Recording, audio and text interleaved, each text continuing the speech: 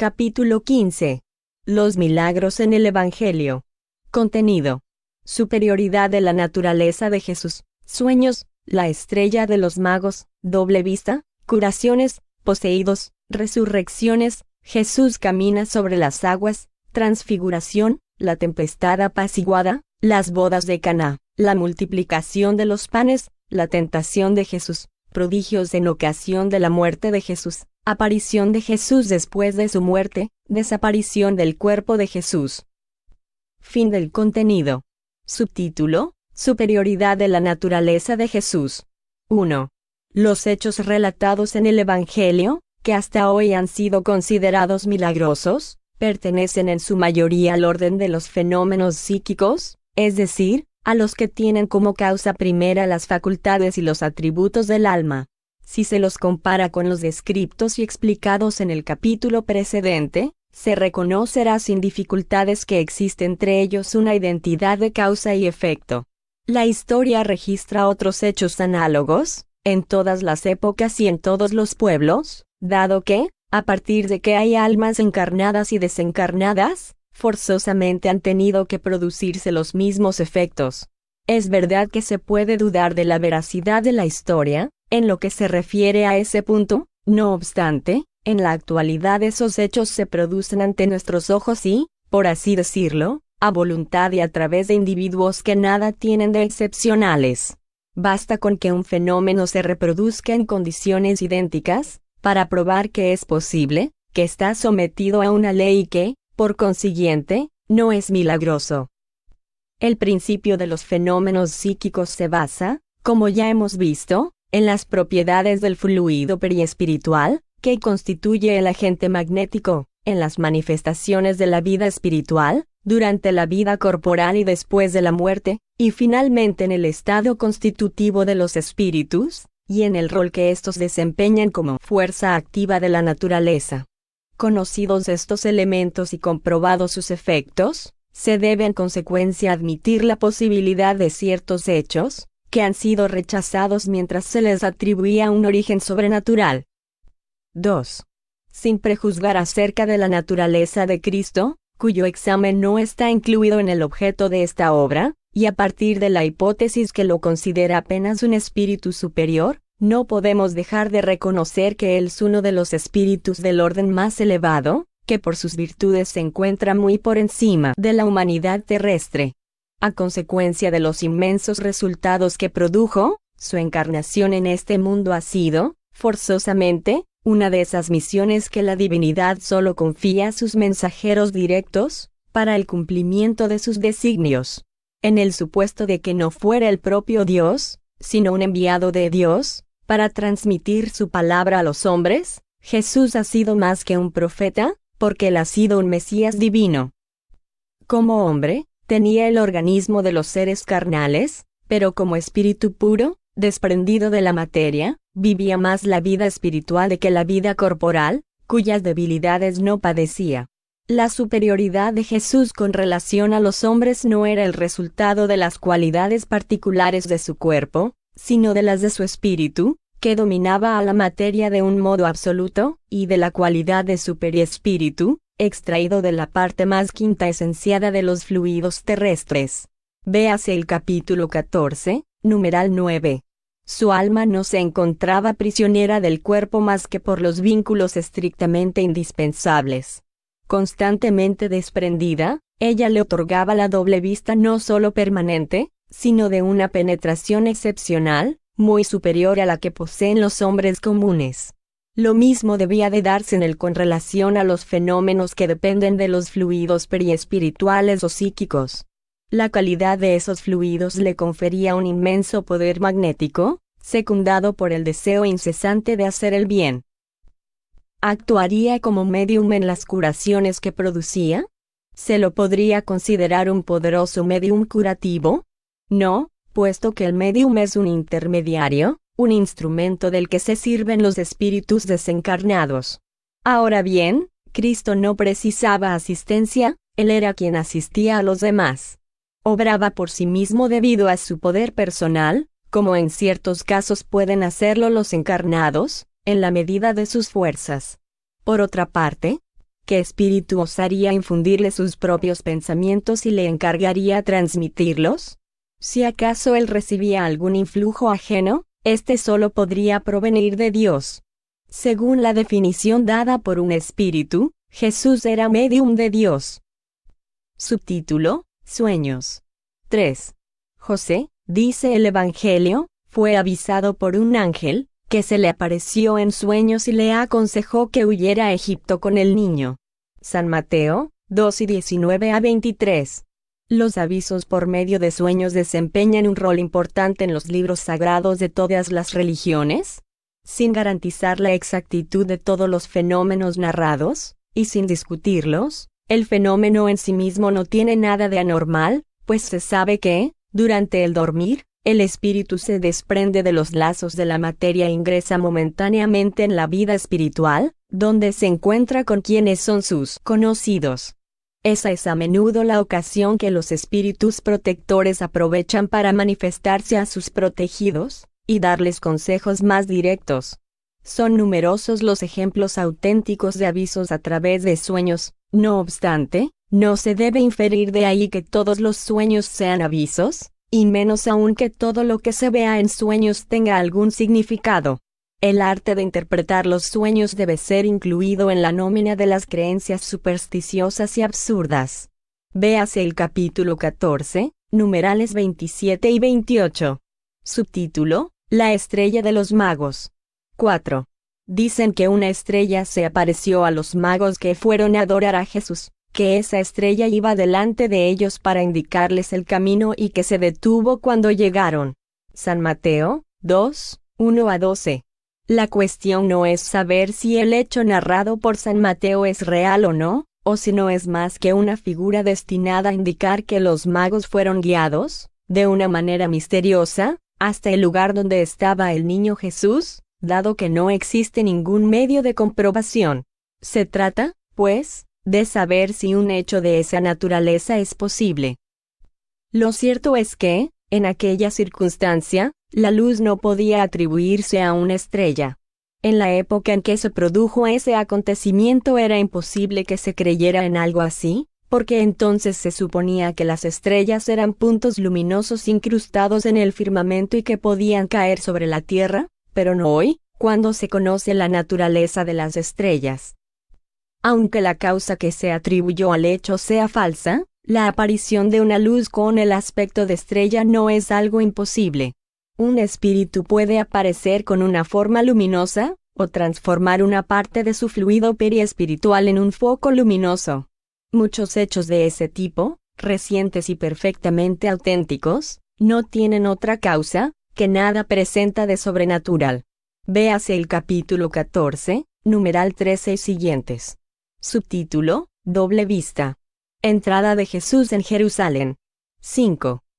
Cuando se aproximaron a Jerusalén y llegaron a Betfagé, en las cercanías del Monte de los Olivos, Jesús envió a 2 de sus discípulos, diciéndoles: Id a esa aldea que está delante de vosotros, y al llegar encontraréis atada una asna y junto a ella su pollino, desatadlos y traédmelos. Y si alguien os dice algo, responded que el Señor los necesita, pero de inmediato los devolverá. Todo eso sucedió a fin de que se cumpliese esta palabra del profeta: Decida la hija de Sión, he aquí tu rey, que viene a ti lleno de mansedumbre, montado en una asna y un pollino, hijo de la que está bajo el yugo.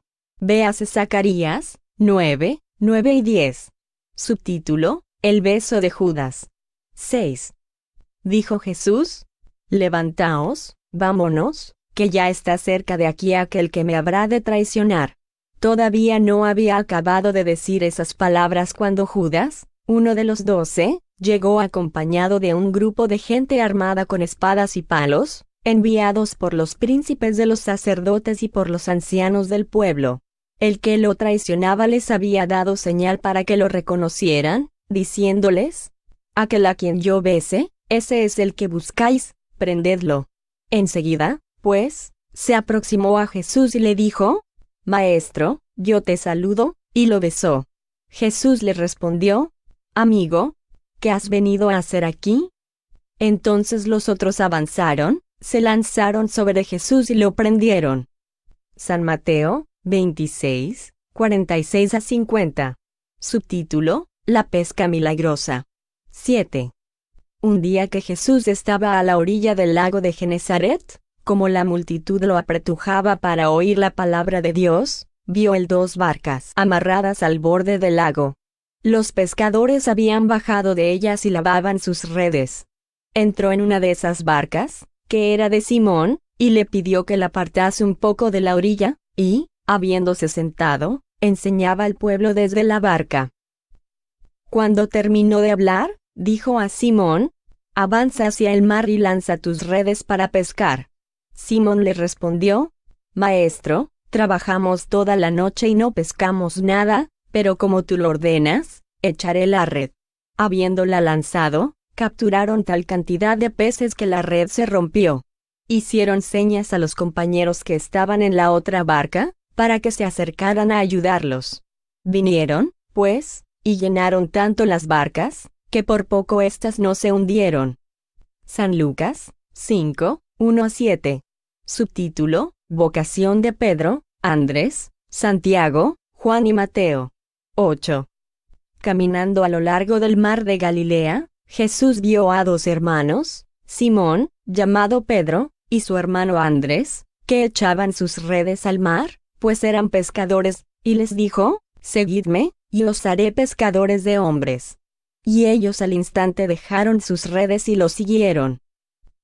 De ahí, caminando, vio a otros 2 hermanos, Santiago, hijo de Zebedeo, y su hermano Juan, que estaban en una barca con Zebedeo, padre de ambos, reparando sus redes, y los llamó. Y ellos al instante dejaron las redes y a su padre, y lo siguieron.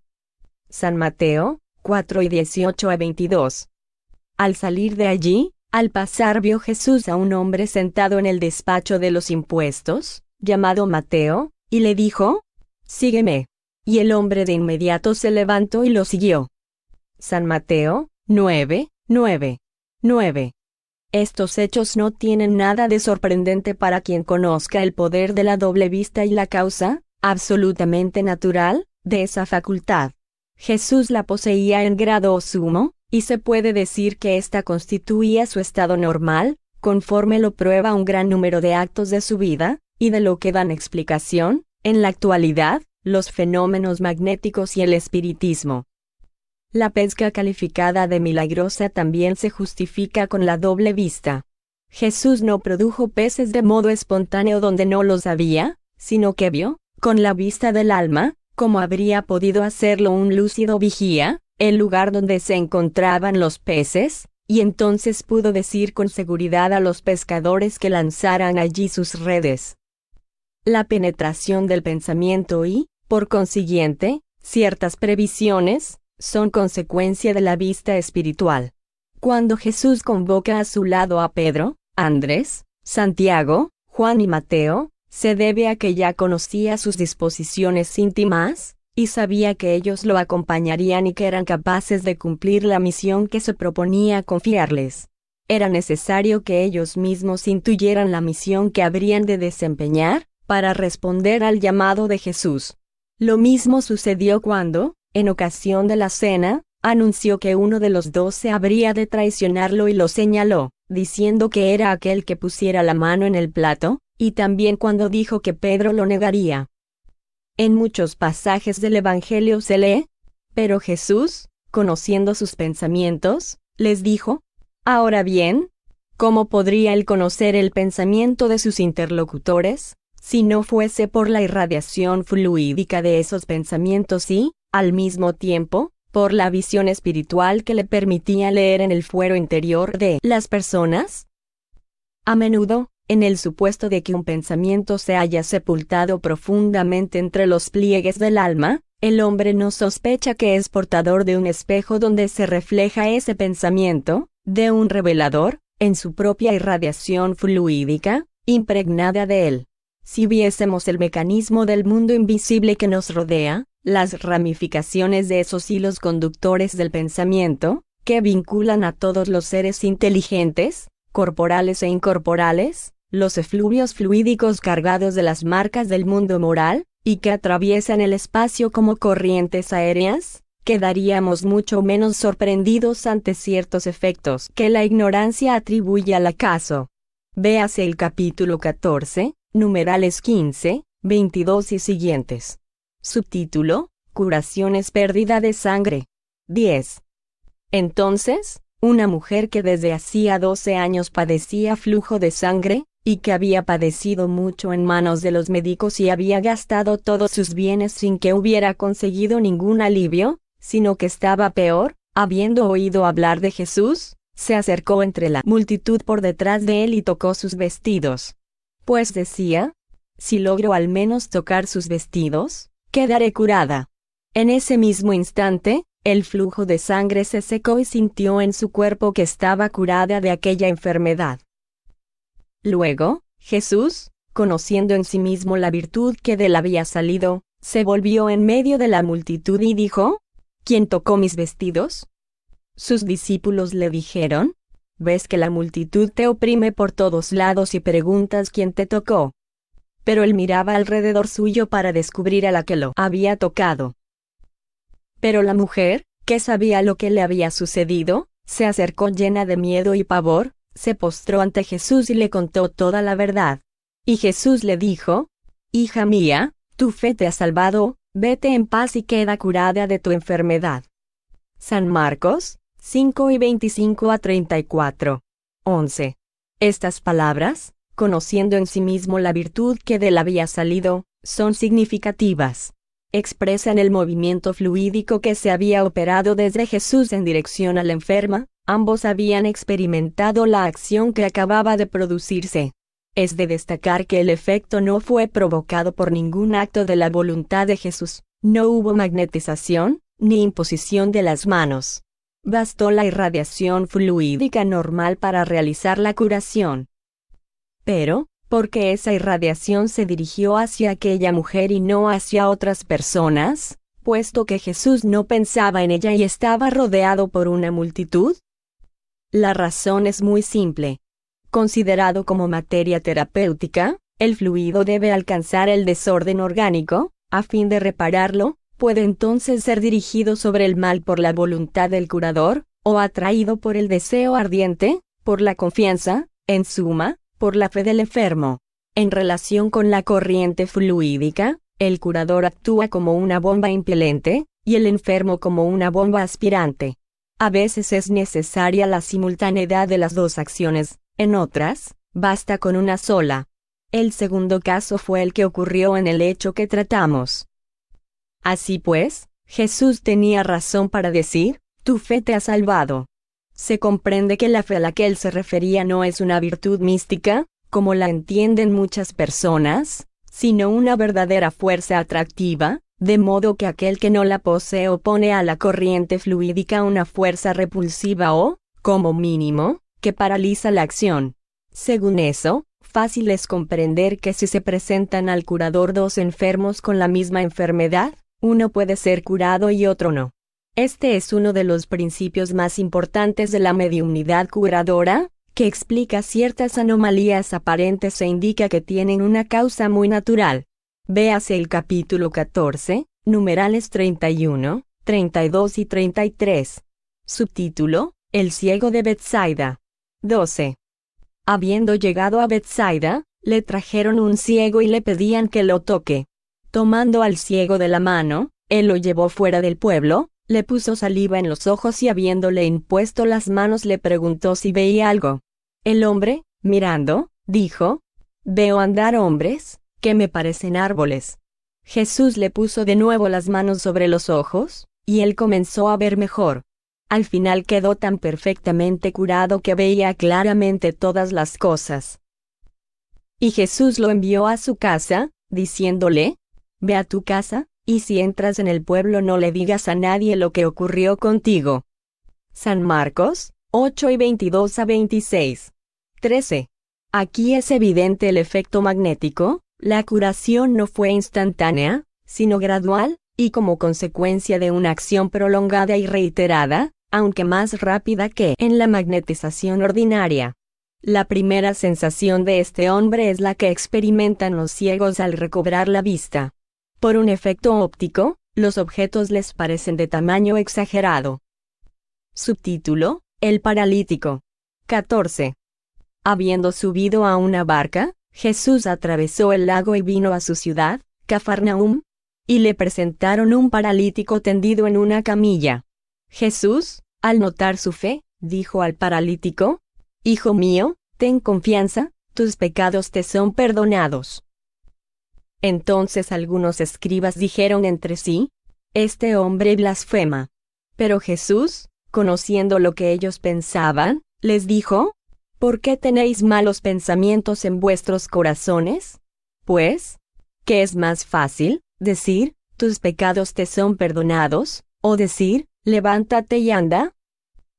Ahora, para que sepáis que el Hijo del Hombre tiene en la tierra el poder de perdonar los pecados, dijo entonces al paralítico: Levántate, toma tu camilla y vete a tu casa. El paralítico se levantó inmediatamente y se fue a su casa. Viendo aquel milagro, el pueblo se llenó de temor y glorificó a Dios por haber concedido tal poder a los hombres. San Mateo 9, 1-8. 15. ¿Qué podían significar estas palabras? Tus pecados te son perdonados, y en qué podían influir para la curación. El espiritismo les da una explicación, como a una infinidad de otras palabras que no han sido comprendidas hasta el día de hoy.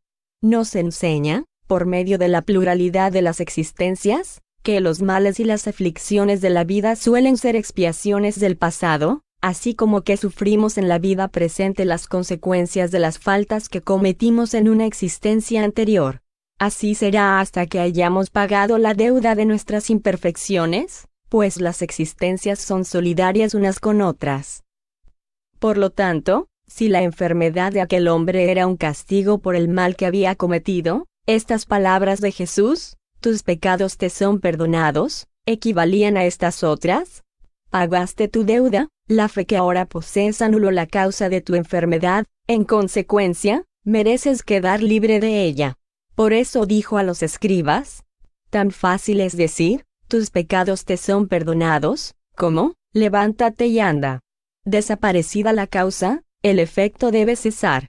Es el mismo caso que el de un prisionero a quien se le dice: tu crimen ha quedado expiado y perdonado, lo que equivaldría a decirle: puedes salir de la prisión.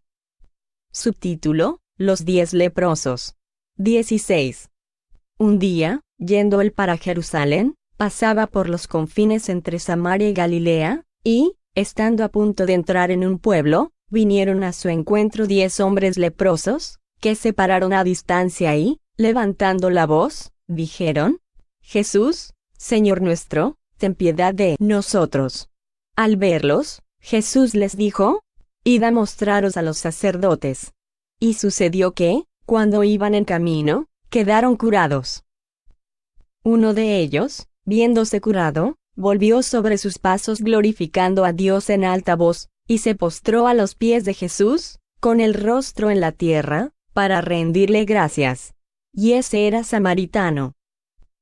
Dijo entonces Jesús: ¿no fueron curados los 10? ¿Dónde están los otros 9? ¿Ninguno de ellos hubo que volviera a glorificar a Dios, a no ser este extranjero? Y le dijo a ese: levántate y vete, tu fe te ha salvado. San Lucas 17 y 11-19. 17. Los samaritanos eran cismáticos, a semejanza de los protestantes en relación con los católicos, y los judíos los consideraban herejes y los despreciaban por ello. Al curar indistintamente a judíos y samaritanos, Jesús daba al mismo tiempo una lección y un ejemplo de tolerancia, y al destacar que solo el samaritano había regresado para glorificar a Dios, mostraba que había en él mayor suma de verdadera fe y de reconocimiento que en los que se decían ortodoxos. Agregando: tu fe te ha salvado, hizo ver que Dios considera lo que hay en el fondo del corazón, y no la forma exterior de la adoración. Sin embargo, los otros 9 también habían sido curados. Fue preciso que así sucediera, para que él pudiese dar la enseñanza que estaba en sus planes y hacer evidente la ingratitud de ellos. Pero, ¿quién sabe lo que de ahí resultó para esos 9? ¿Quién sabe si ellos se beneficiaron con la gracia que se les concedió?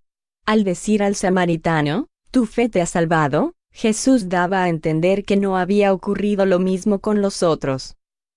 Subtítulo: La mano seca. 18.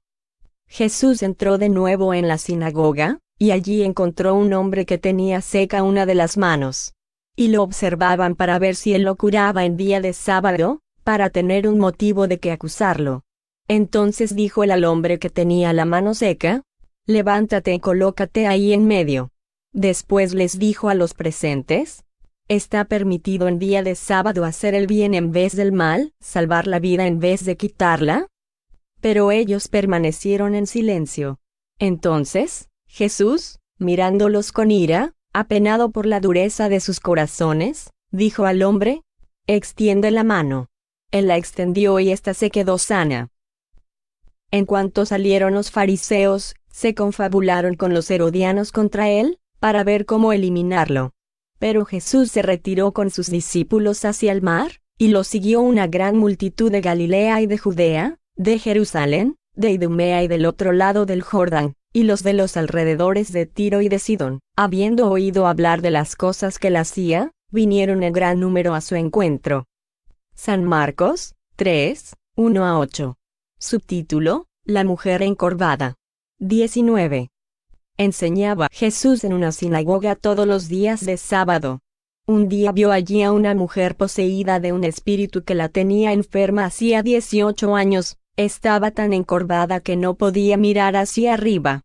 Al verla Jesús, la llamó y le dijo: mujer, estás libre de tu enfermedad. Entonces le impuso las manos, y al instante ella se enderezó, y rendía gracias a Dios. Pero el jefe de la sinagoga, indignado porque Jesús hubiese hecho una cura en día de sábado, dijo al pueblo: hay 6 días destinados al trabajo, venid en esos días para que seáis curados, y no en los días de sábado. El Señor, tomando la palabra, le dijo: hipócrita, ¿cuál de vosotros no desata del pesebre a su buey o su asno en día de sábado, y no lo lleva a beber? Porque entonces no se debería, en día de sábado, liberar de sus lazos a esta hija de Abraham, que Satanás conservó atada durante 18 años. Ante esas palabras, sus adversarios quedaron confundidos, y todo el pueblo se alegraba de verlo practicar tantas acciones gloriosas. San Lucas 13, 10-17. 20. Este hecho prueba que en aquella época la mayor parte de las enfermedades era atribuida al demonio, y que todos confundían, como todavía hoy, a los posesos con los enfermos, pero en sentido inverso, es decir que hoy, los que no creen en los espíritus malos confunden las obsesiones con las enfermedades patológicas.